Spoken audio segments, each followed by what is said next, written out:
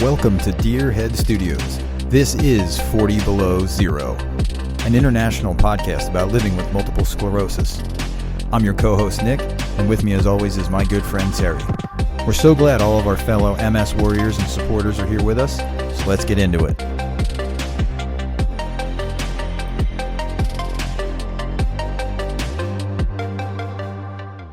Welcome back into the studio, everybody. Terry, my friend, once again, here we are.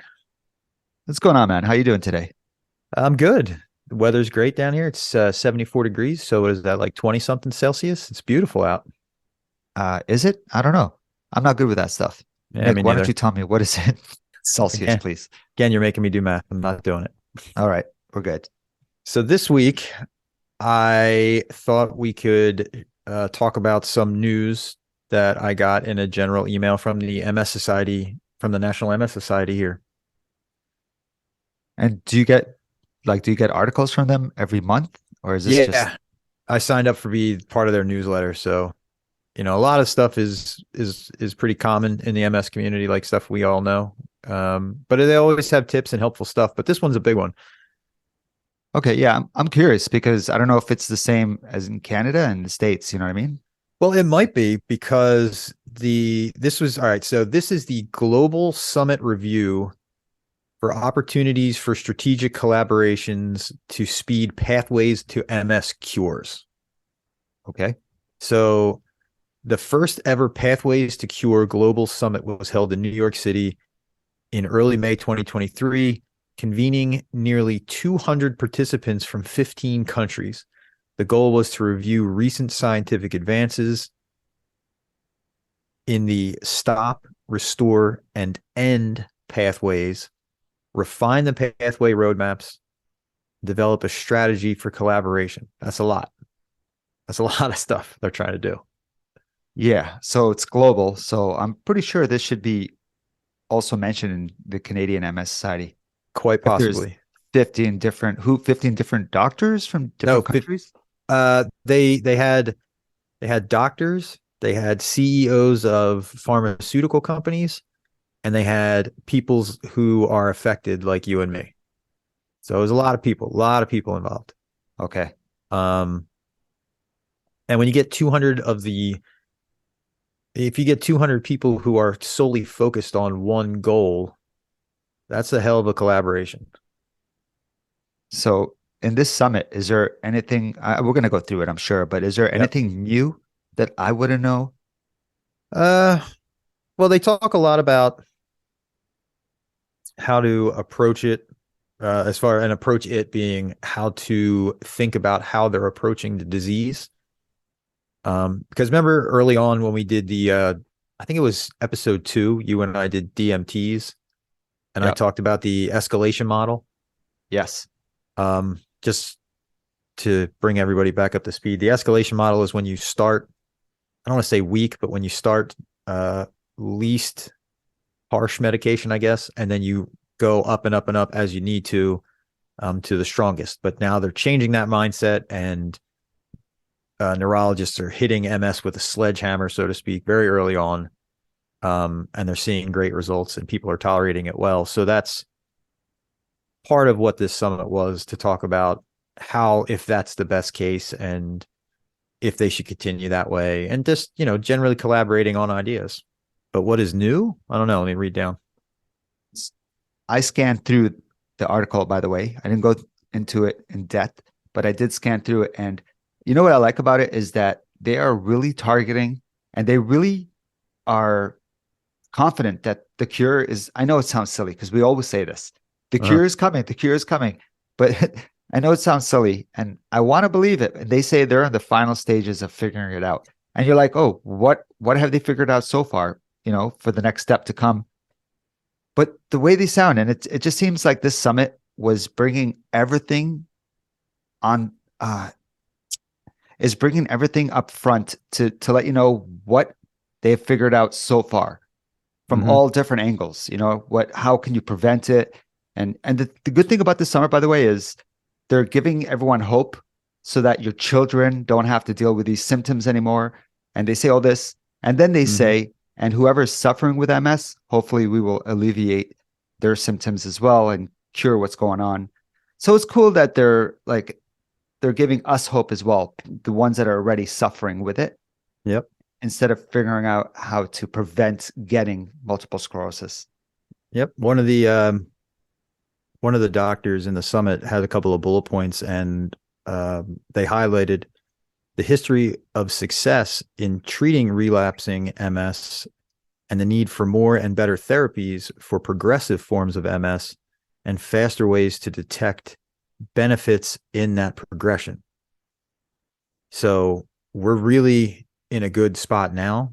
We have so many therapies and people can bounce around. But this doctor is highlighting that there needs to be faster, the faster testing, something faster than a yearly MRI, Hmm. um, which would be great. Do you know how many DMTs there are out there that have been approved? DMTs Right. that have actually been approved? I don't know.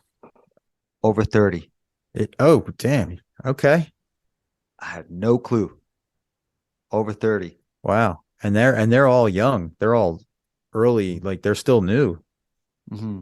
Because I think if I'm correct, Copaxone was the first to come out, and that's only from the 90s that came out. Paxton came out before Avonex and Rebif. I think so. I have to Oh, look that up. I will do my research. Yeah.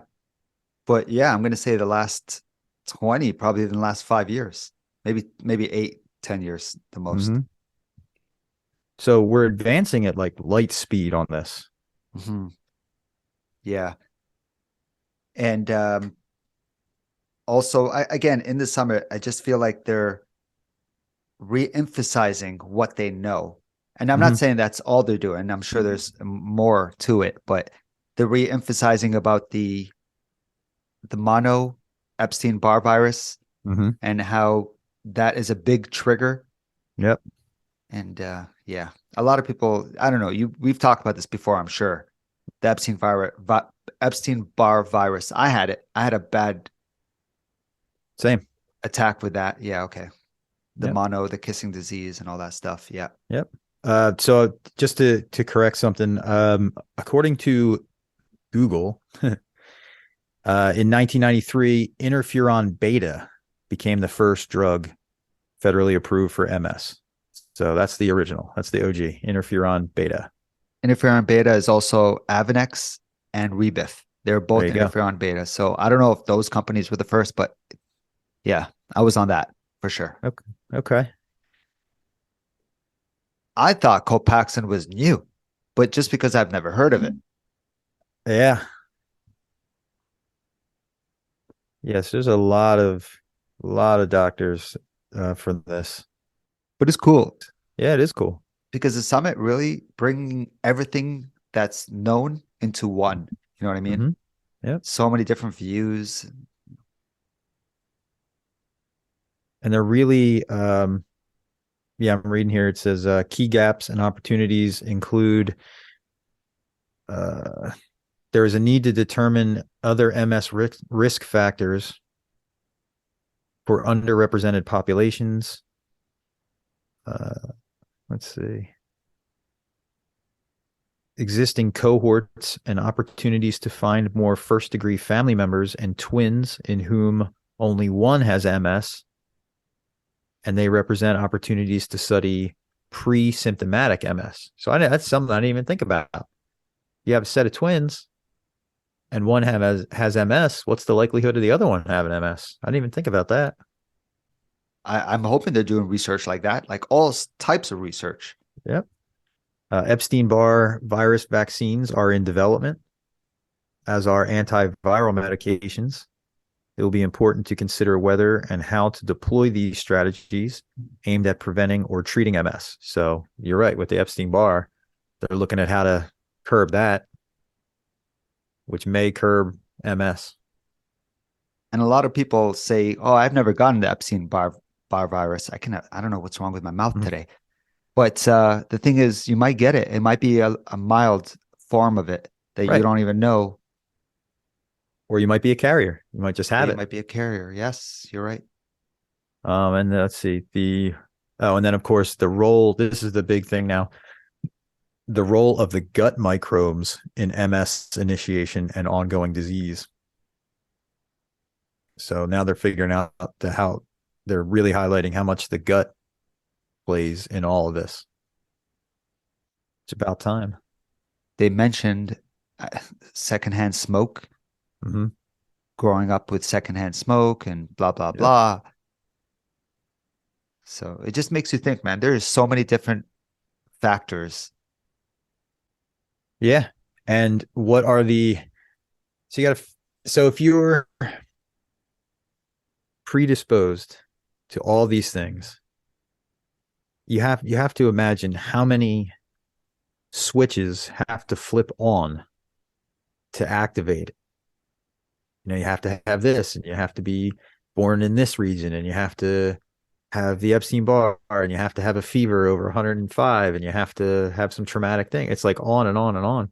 But it's good that they're figuring it out. I don't know what to say. One of the things is statistically speaking, the farther you are from the equator, Mm-hmm. more chances of you having MS. So what? How many factors there are? So don't Yeah, live near the equator, take vitamin D, don't be around smokers, get the Epstein-Barr virus shot. when they have What it. else? Don't when they have it, don't stress. Mm-hmm. I mean, there's so many factors, man. Yep. But at least they're getting a handle on those switches that exist, so Mhm. they can keep an eye on. And hopefully, when they figure out the main, trigger, setup triggers for it, they can look at children and say, okay, like me as a teenager who says, hey, it hurts like on my side and it goes away and then it hurts again. They can look at all those triggers and go, okay, well, you have, 5 of the 7 markers for MS. This is in the future when they, get to that point, and they can say, okay. And that's what I tell people. And this is just my opinion, okay? But with cancer, there's bone cancer, there's lung cancer, there's tongue cancer, there's all sorts of cancers. With MS, I feel like it's just MS. Oh, you got lesions in your spine, you have MS. Right. You know what I mean? And then eventually it's going to be types of MS. And we're not talking about relapse remitting. We're talking about, you know, specific MS. I don't know how to put it up, Yeah, I but hear what you're saying. it's Um, not going to be so generic. right. Right. Yeah. And that's one of the other things in this article is that they being the 200 participants, are looking at ways to further refine, how to classify it and label it, so that way, like you said, you can say, okay, you have, this type, or you have, so that there'll be more types so that they know how to attack, approach it better. And hopefully there's some stuff coming out of Europe with remyelination drugs. And if you could take a pill and remyelinate yourself, that's a game changer. Dude, there's no amount of money that would stop me from buying that. Yeah. If that is, my God, that's what I'm looking for, Right. you know, because I can get better, but my nerves are still um damaged, Right. fix my nerves anyway. Yes. So my question is this then. Here's the thought experiment. And this is a purely Nick and Terry thought experiment. You wake up tomorrow, you open up your phone, and you have a text alert from MS Canada, and I have one from the National MS Society. And it says, big, bold, 14-point font, underlined, exclamation points ×5, cure. Do you get dressed and get in line? Or what do you do? I wait for 500 of my friends to say, wow, they're cured by it. But I don't believe it. No, I don't believe it. I I just read it and say, oh, okay. I don't know. I don't take it serious. I don't know what to say to that. Hmm, that's interesting. Now, if there was a verified cure, a remyelination cure, the thing we all hope for, do you take it? would you, if a doctor came up to you and if you went to the doctor and the doctor says, Terry, all you have to do is I give you this shot, you take this shot a couple of times, and when it's done, you're back before MS day one. 100%, man. But what are the side effects? Like something like that seems too good to be true. Right. That's why it's a thought experiment. Yeah, okay. Yeah, of course, Hmm. because that will fix my nerves. I can walk again. Right. It'll take a long time, I'm sure, but if there's a possibility, damn, Would you try to reset your life back to where it was before all this? 100%, man. Yeah. 100%. Yeah, why wouldn't I? What do you mean? Well, I'm not saying you're wrong. I'm just saying, Yeah. are you the Terry you are now? Oh, okay. Would you want to Okay. go back to being the Terry you were before you were diagnosed? Or do you like this version of you better? I like this version of me better, but I want to go back to like this version, but someone who can walk because now I feel like I'm an advocate for a lot of people. I Sure. feel I speak up for people, and it's hard to speak up for people when you're in a chair. I don't know. The image, the respect that I get. I know a lot of people are going to say, "No, people don't see you for the chair," but I still feel that, I and got I you. feel I might be dramatic because I have MS. Right. So yeah, I would definitely the knowledge I have now. I Mhm. definitely like to get out of this MS thing so I can be more of an advocate, man. I don't know how to put it. Right. It's hard when you're in a chair. Sure. That's what a lot of what we talk about is Mhm. um it's hard going from point A to point B. There's lots of things that are made more difficult. I got so much plans this weekend, man, and I'm stressing out because, I'm preparing for this Saturday. I got to go for an hour drive. I got to go here, and it stresses my whole week out. Sure. You know what I mean? Yeah. You're days away and already you're thinking, I got to make sure I remember to pack this and pack that and do that and check this. And I get it. Well, me personally, I'm like you. I'm kind of on the fence about it. When you get to the point that you've accepted the diagnosis and you've accepted the changes in your life, whether you like them or not, whether you agree with them or not, but you've accepted that they are what they are, you kind of get comfortable because of that acceptance. And if there was a way to undo it, I mean, yeah, sure, I would definitely not want to be in pain anymore. I would definitely not want all the crap that comes along with it. But I certainly wouldn't go back to the old me. I would want to cure the MS. I would take the cure. Hell, I would sign up to be a guinea pig for the cure.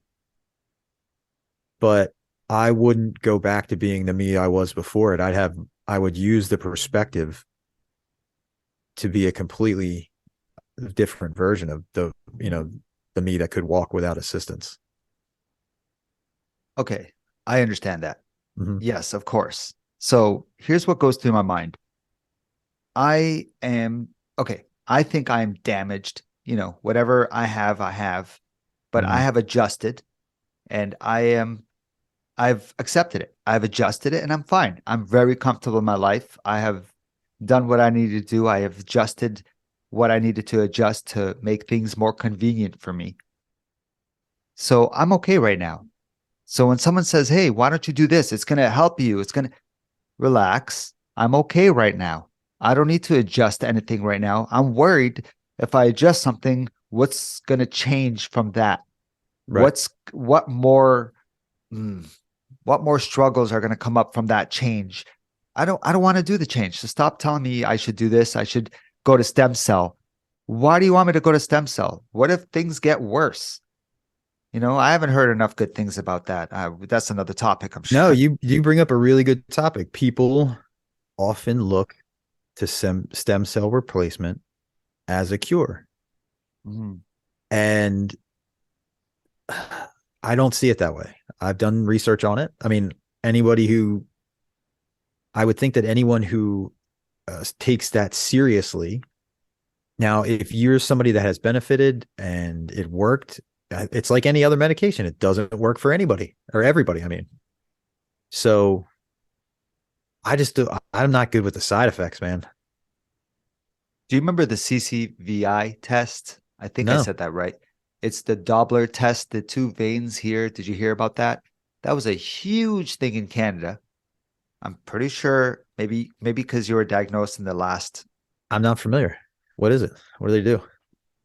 You can get a Doppler test. Now, if I'm Okay. saying this wrong, somebody can email us and correct us. But it's called a Doppler test. And what they do is they test the two veins in front of your neck. Hmm. They're really huge veins. I don't know the name of the veins, but they test these veins to see if they're clogged. And if they are clogged, so there's a doctor, his name was Paul Zamboni, and his wife had MS, and he figured out her veins were blocked. So he did a surgery procedure where he put stents in them and said that that cured her MS. She's walking now, and dude, I can't believe you didn't hear about it because this maybe it's a Canadian thing, but everybody jumped on it. Everyone started going to their doctor saying, "Hey, can you do the Doppler test?" And they would do it, and they'd say, "Yeah, you have clogged veins." And then people would be going to the States. They would go to Mexico to do this. They would go everywhere just to get their stents in the veins. I knew a couple of people that did it. They went to California to do it. I went to my neurologist and I said, "Hey, should I be doing a Doppler test? Because everyone's doing it. Is this the cure?" He looked at me and says, "You think these are the only two veins you have? You got thousands of veins going down. Yeah. Those two veins, if they're clogged, thousands of veins are helping. Trust me, that's not it." Huh. And people believed Paul Zamboni because Paul's wife had MS. Gotcha. You know what I mean? So there's so many different procedures, and if the stents fail, they collapse in Oh your yeah. vein. Right. And I Yep. don't know what happens from there. I don't want that. I'm Can't be okay. good. I don't think so.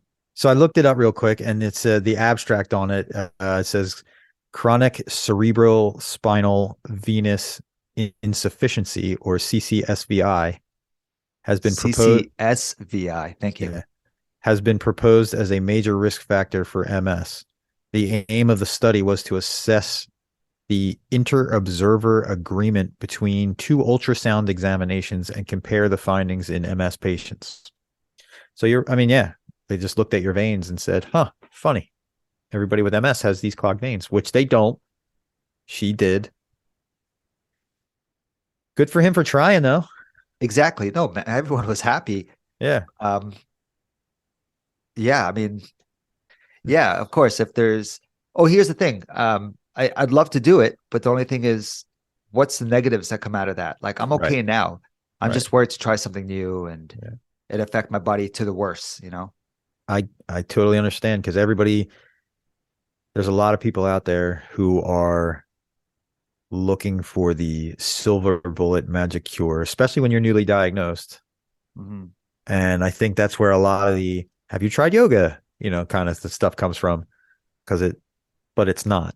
It's a lot of hard work. It's a lot of time in labs and hospitals and with doctors and you know. I just remembered a story. I just want to tell you really fast. So I had a friend actually go do this. Um, I don't know what the procedure is. You said CCSVI. So she went to California to get the stints in, and she came back. And of course, I'm curious. Does it work? I want to know because should I be doing it? So I called this friend of mine and actually talked to her boyfriend at the time, and I said, "Hey, just curious, what's going on? Welcome back to Canada, first of all, because they were gone for like 3 weeks. What's going on? How is she feeling?" He got really upset at me, and he said, "Yeah, you would like to know." And of course, I'm like, "What? What's going on?"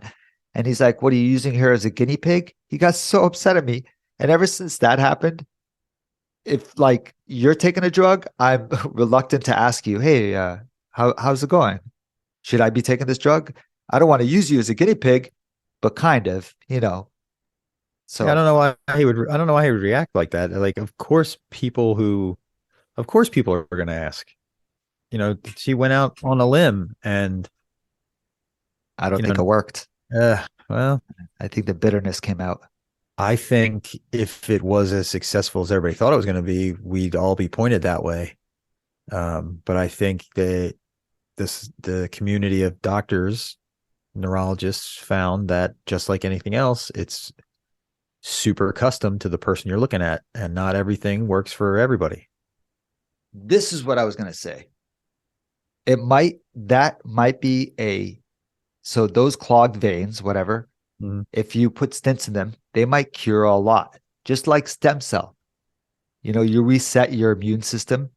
Mm-hmm. For some people, it might help for their underlying issues. You know what I mean? Yep. But so it does work for some, but not everybody. And it's not a definite for MS anyway. So with these Doppler tests, the same thing. There's a lot of people that felt much better after doing it, but because they probably had other issues or whatnot. Anyway, that's the way I see it. Right. That's the way I see it. Like it could help, it could not. And that's all the stuff that they put in this whole report. This whole thing that they put out on the website about the summit is, you're right. It was just getting everybody on the same page. How are we moving forward? It outlined kind of the next 3 to 5 years, what the organization wants to see. And they're pressing hard. They're pressing hard. They're trying new things. And it's crazy. It feels like they have a lot of motivation. It feels like, and some of the words that I read, it makes me feel good. Like I'm smiling, like, wow, you guys are really on top of this. Yeah. But what's new? Right. Right. And what's new, the newest thing is everybody's still looking at stem cells. I think that's the newest thing. Even though it's not that new, I think it's the newest thing. What are they doing with the stem cell? They're resetting our body.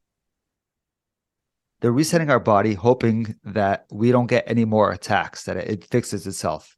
They're turning it That, off and turning it back on again. that's what they're doing, right? And They're then they trying to have, reset. on top of that, they're throwing prednisone into us again because we're weak. We need to be this. We need the strength Yeah. while our body has no immune system. I don't know.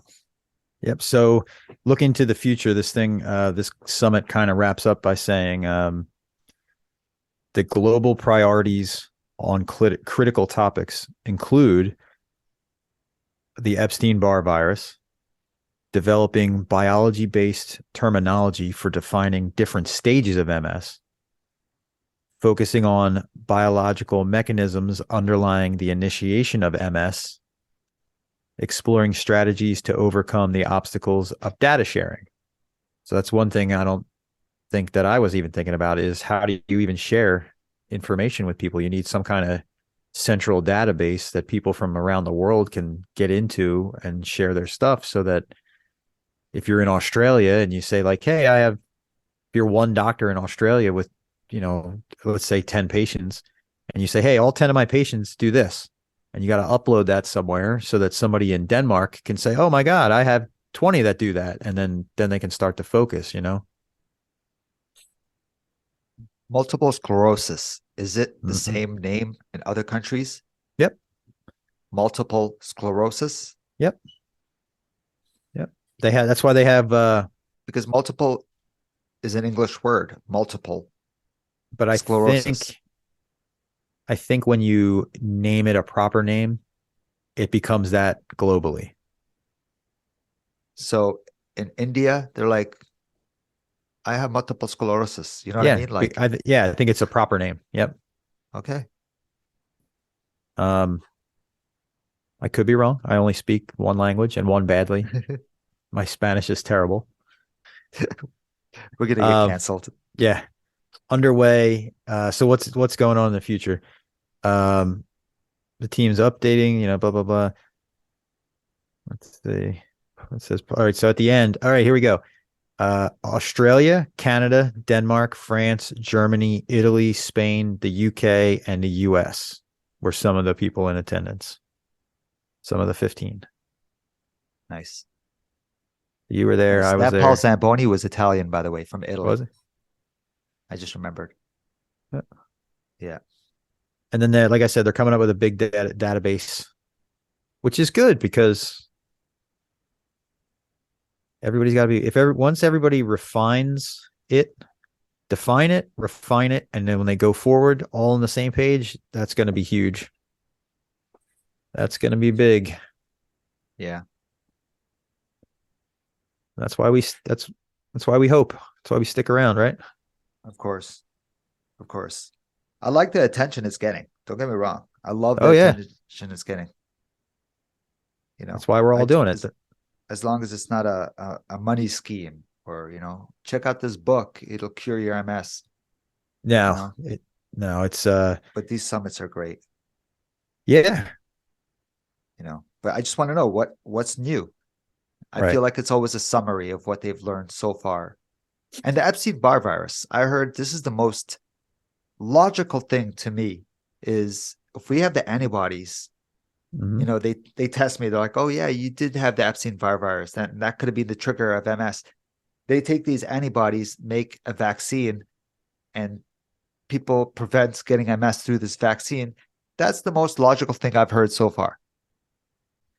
As long as people don't treat that uh vaccine like they just did the last vaccine that came down the line. At least we don't. Hopefully, we don't fight over it, whether it's real or not, and that you know, Bill Gates isn't putting microchips in us. We don't argue about that because that was rough, Yep, man.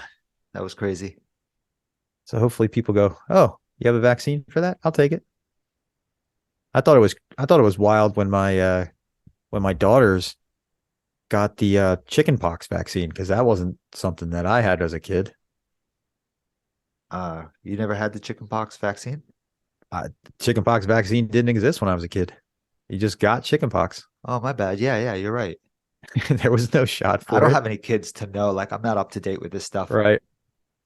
So now they have the chickenpox vaccine. Yeah. When they said, "Hey, do you want your daughters to have the vaccine?" I said, "Kind of no. I kind of want them to suffer through the oatmeal baths and the horrible red itchiness for a week and a half like I did Yeah, because that was bad. I remember as a kid just being in horrible amounts of discomfort.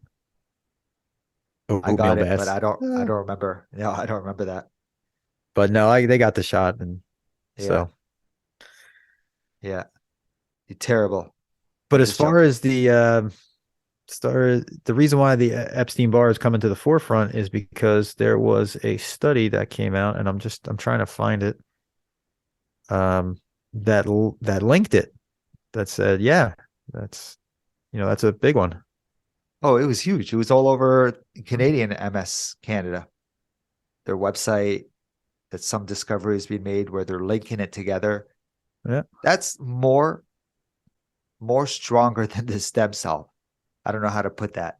It just feels more evidence than saying stem cell works. We reset your system. They're not really talking about why it works. They're just saying we're resetting your system. That's what I feel. They're giving you new antibodies. And anyway, now I'm going to start sounding like a goof. Well, there was an NIH, I guess that's from the UK. There's an NIH study Yes. that linked them, that linked Epstein and MS. Oh, was it in the UK? Hmm. Yeah. Yeah. I got the mono, I think 96, 95, 96, maybe 97. And yeah, it took me out. Like I woke up one morning, stood up, and fell down. I didn't faint. I just fell down. I had no energy, and I got myself onto the bed, and I'm like, "Mom, mom," like I'm really tired. And she's Right. like, "What's going on?" I'm like, "I don't know. I have no energy." And then I went to the hospital and found out I had mono. And then the doctors are like, "Oh, you got the kissing disease." And I was just like, "What the hell is that?" I was with someone at the time, and I'm like, "Did she cheat on me? What's going on?" Because it's the kissing disease. So you start to think like, you know, but Right. it's just called the kissing disease, and then it's from saliva and stuff like that. Even though I don't share drinks with anybody, so I don't know how I got it. But it's just a virus. People get these viruses, and Epstein-Barr virus. There's so many. different. Like mono is under Epstein-Barr virus. I think what I'm saying is right. There's Yeah. other types. It's not just mono. It's so many other types. So Yeah, well, it's a virus unto itself, and it just dramatically increases the odds of the MS activating. yes. So one, just to be clear, one does not cause the other, but it just Mhm. so happens that if you have one, the odds of getting the next one are way higher. That's all. So if they can get a handle on Epstein-Barr, the thought is if they can get a handle on that one, then they'll be able to lower, if they lower the number of people that have Epstein-Barr, they'll lower the number of people that possibly have MS. That's the thinking. So again, not a cure, Yeah. just so Yeah. we're going to school today, man. We're learning lots of stuff on the show. Mm. Very informative episode.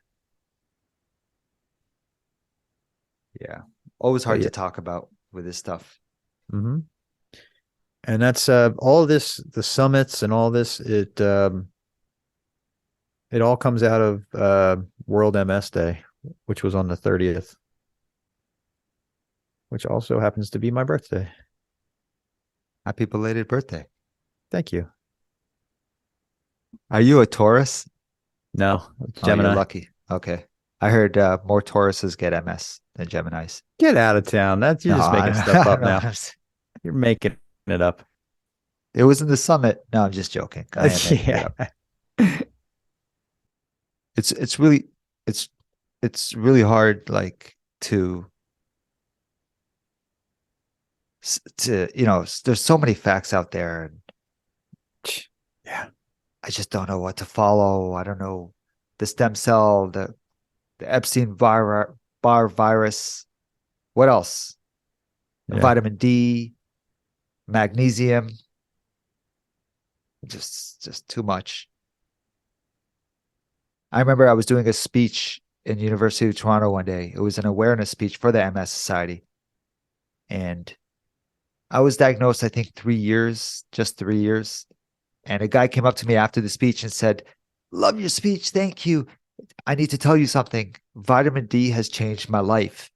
And remember, I'm fresh into MS. I don't know many people with it. I don't know anyone with MS, maybe one or two people in wheelchairs, much older than me. And he said to me, "Vitamin D changed my life." And I said, "Oh, yes, I've heard about the whole vitamin D thing." He's like, "Yeah, I take 5,000 a day and it changed my life." That day I went home and bought some vitamin D because I'm optimistic with that stuff. I'm a little gullible. Like I'll try it and then if it fails or nothing happens, it has to be evidence to work. Do you know what I mean? I can't just take it and think, "Oh, I think it works. I think I have more energy." No, it's got to be evident. So I was taking it for a while and then I stopped taking it because I didn't feel anything different. And now I'm back on it. I mean, it doesn't hurt to go on it.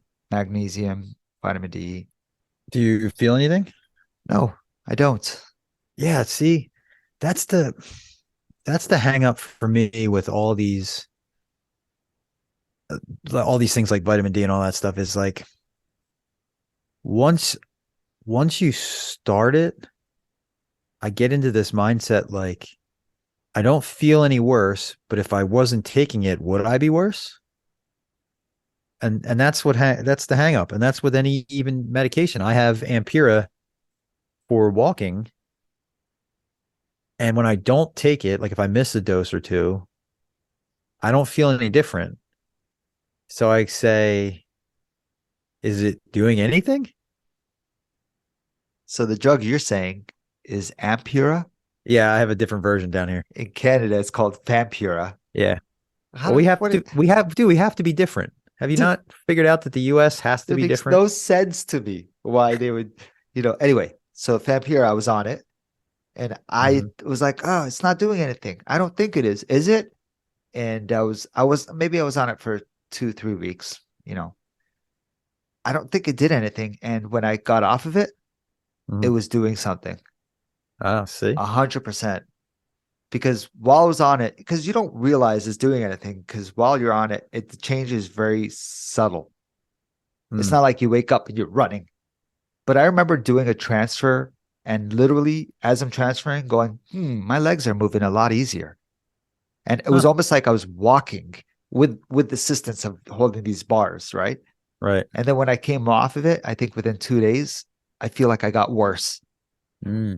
And I'm thinking, is it the Fampura that got me worse because I was on it? And then once you get off of it, You kind of rebounded. I don't know. I don't know. And it's not worth taking it because now you're going to say, why don't you take it again?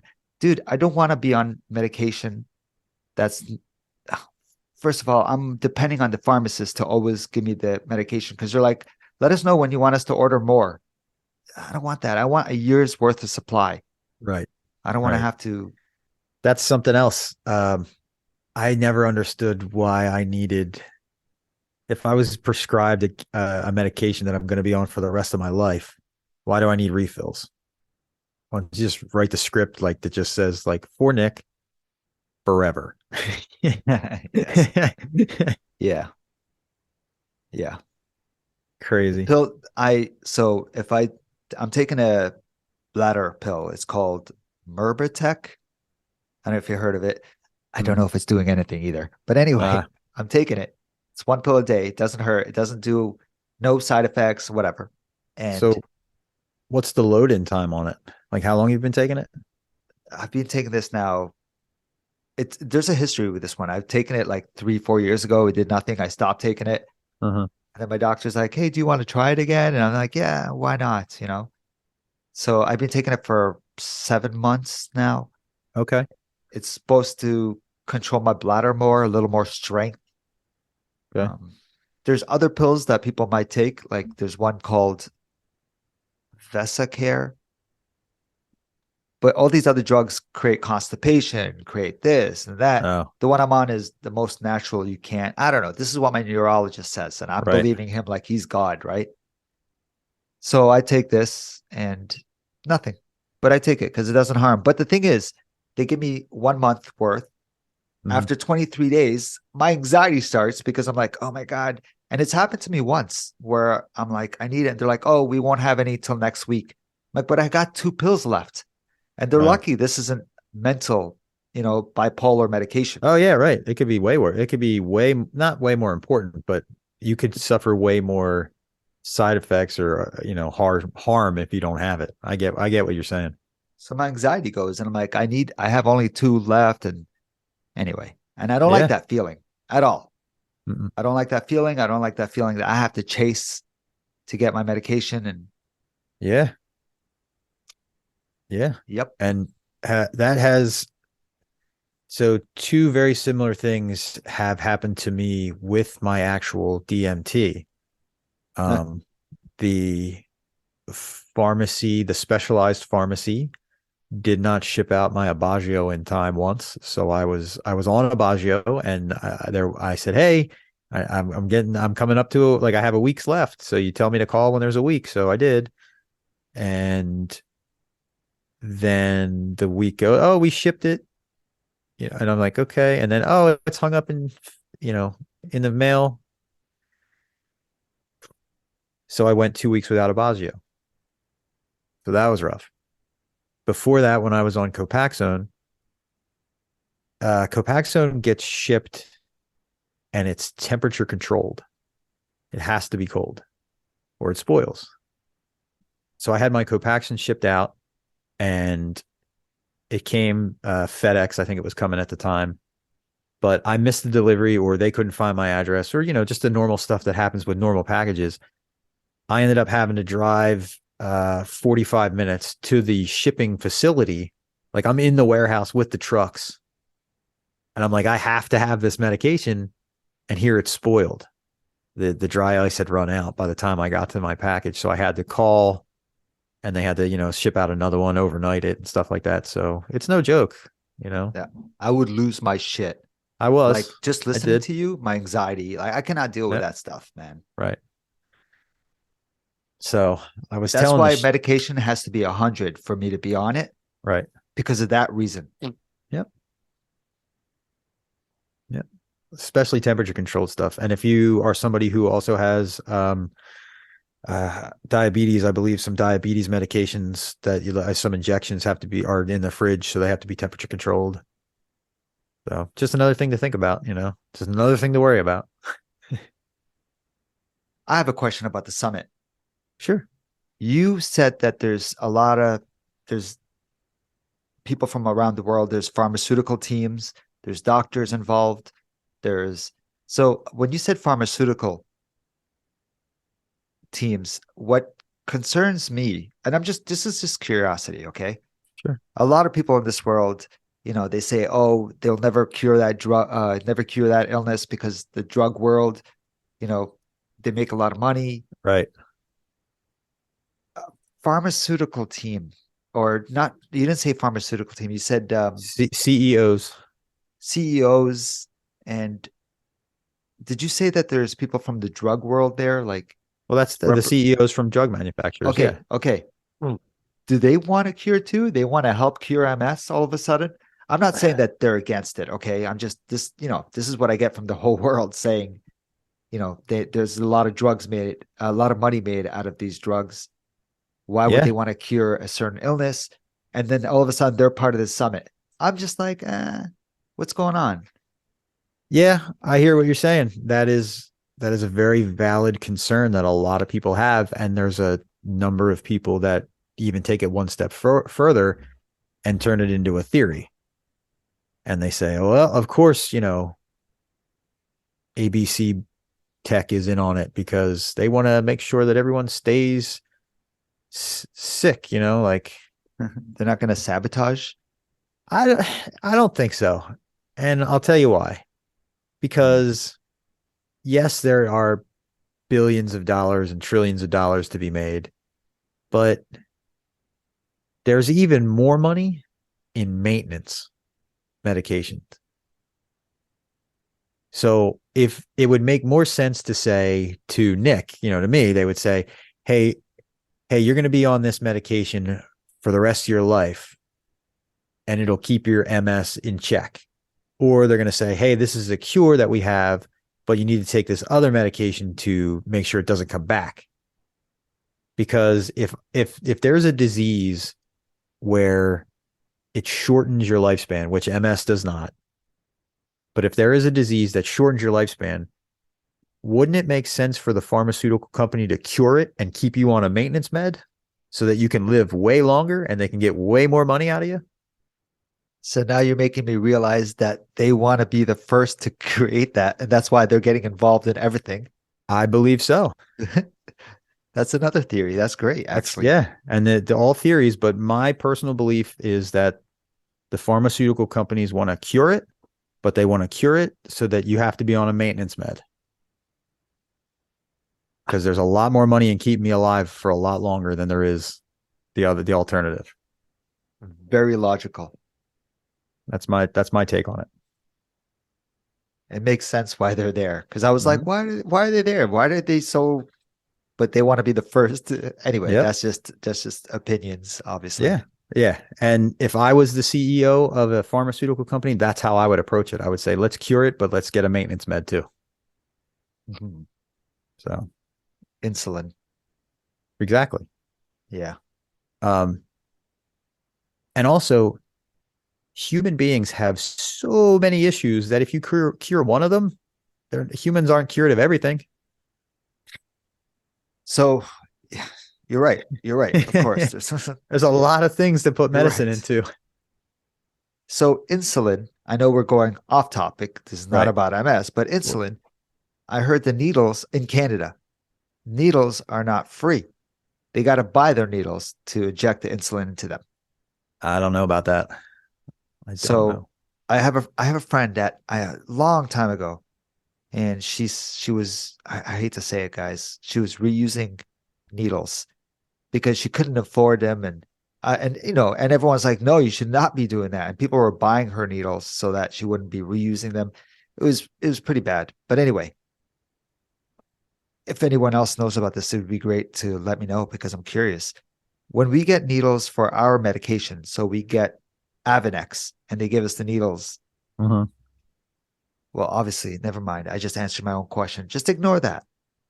Obviously, the needles cost money. I was going to be like, we get them for free, but no, they cost a lot of money.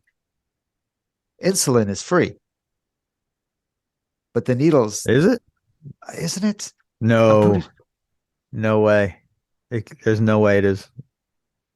I'm looking at an article, and this is again, I'm on the US side of the internet, Okay, and listen. When I did I'm chemotherapy, uh it was cyclophosphamide, the one that I did, which was the biggest mistake of my life. But I did it. It right. was 100% free. Must be a Canadian thing. Why wouldn't insulin be free? Is it's like a mandatory drug, is it not? You have diabetes type 1, you need insulin. Well, according to I'm looking at healthline.com. That's what I'm looking at. It says if you need to take insulin for diabetes, it is essential to learn how to get the cost down to something you can afford while simultaneously understanding how to manage your condition. So I don't know. I'm not familiar with it. I don't have it. Yeah. I would imagine it would be very close to what we have to go through for our medication. I'm sure it's just like any other medication.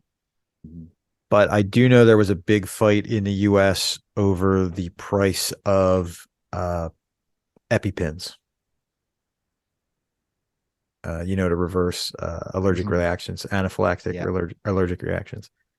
Because apparently the person who owned the copyright to them or whatever it's called, he jacked the price up like 700% a couple years back.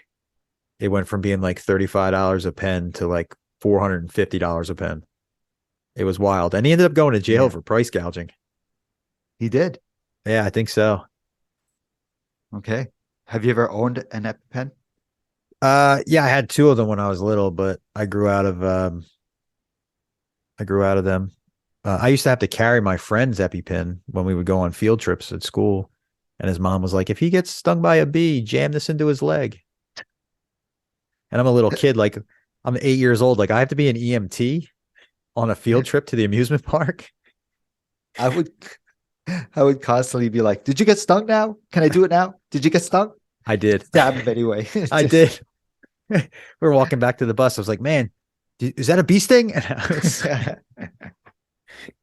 he's like, shut up, man. He's walking. Ow, why'd you just prick me? He's like, "Oh, I thought a bee stung you." That's terrible, man.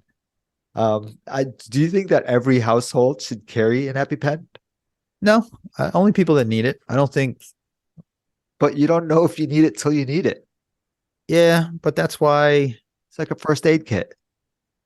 Look, I am I am fortunate enough to live in an area of the world that has, and I know this because I was involved with it, that has a 5 minute or less mandatory response time from EMS. So when the call gets dispatched, the tones go out and the ambulance gets alerted. They have to be to wherever the call is within 5 minutes. That's crazy. I did not know They're that. Yeah. Well, this is where I live. This is the mandate that they Okay. have. Now everybody's different, everywhere's different, and I know that we talk to people from all over Canada, and I know we have people that live in very remote areas where that is certainly not the case. I mean, I know I've heard stories of having to drive 3 or 4 hours to a hospital. So, and that's just to get their medication. Um, so in my area, I would say absolutely no, it is not necessary for every household to have an EpiPen because you can just dial 911 and they'll be here quick as they can. Yeah. But I think I know that if you are someone who deals with something like anaphylactic responses to allergens like bee stings and almonds and stuff like that, or Mhm. then you carry yours. It's part of what you leave the house with. Did you just say almonds? Almonds, yeah, Almonds? yeah, Almonds. yeah. Almonds, almonds. What's an almond? I don't know, man. I love Almond. that commercial. Almond. We have too much fun on this show. Definitely. Definitely. So when's the next summit gonna happen? Just curious. Is it like a yearly thing? It sounds like it. Okay. Although they outlined the next 3 to 5 years, so I don't know. We'll see. Okay. Cool. I'm honestly excited to see what happens in the next summit, right? We'll use Yeah, this one. as like a standard, if that Yep. makes sense. We'll see Yep. what happens in the next one. Yeah. So we definitely learned a bunch today. Went to school. Hmm. Thanks everybody for sticking with us. We are we are not infallible, so if we made a mistake and we did, please hit us up at our email there, Hmm. and we'll certainly make corrections if we need to. But Yeah. And best feel we can free do. to give us suggestions on what you Absolutely. guys think we should be talking about if we have not talked about something you want us to talk about. Mhm. Absolutely. Well, it's been fun as always, Terry. Always, man. I Always. am I can tease it a little bit. I can honestly say I'm very excited for next week. We have a very big guest going to Yeah. be coming into the studio, and I am Hmm. very excited. Hmm. It's going to be a big one, so stay tuned Definitely. for that. The next two guests are going to be a Oh, big one too. huge. So, yeah. Huge. Awesome. We are. Excited. Whew, can't wait. All right, brother. Big Talk excited. soon. Yeah, we'll talk soon, man. So check us out at 40belowzero.com. That's 4 below zero.com. Or feel free to reach out to us. We'd love to hear from you. Our email address is info@40belowzero.com. Our personal Instagram account are for Nix, it's NIX_V713. Or for Terry, it's what's_MS. Awesome. Looking forward to hearing from you guys. We'll talk soon.